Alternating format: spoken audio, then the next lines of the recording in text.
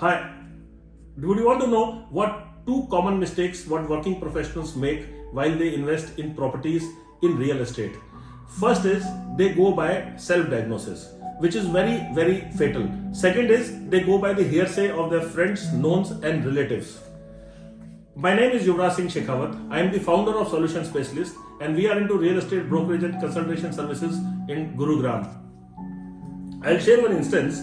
What happened was that one of the senior executives whom I knew working in a big MNC corporation called me and stated, Yuvraj, I am going to buy an apartment on Dwarka Expressway, which is an upcoming location in Gurugram, and I have a spare budget of around 1.25 crore to invest in. So I asked him why. He said that I will not be shifting there, but I would need a rental income. So I'll tell you, this happened around 3 years back. Now he is having a rental income which is 3 times of what he had anticipated by his self-diagnosis. I'll tell you how. There are 3 types of properties in which anybody can invest. One is a residential property, and commercial properties can be classified into 2 different properties. One is a commercial office space and one is a commercial retail shop. Now, if somebody is looking for a rental income primarily, not to stay in any apartment, then it is not advisable to buy a residential apartment. I'll tell you why.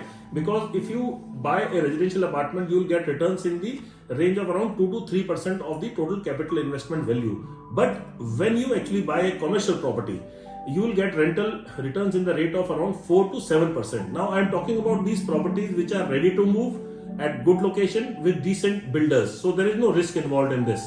Now commercial properties can be of 2 types. One, it could be an office space or it could be a retail.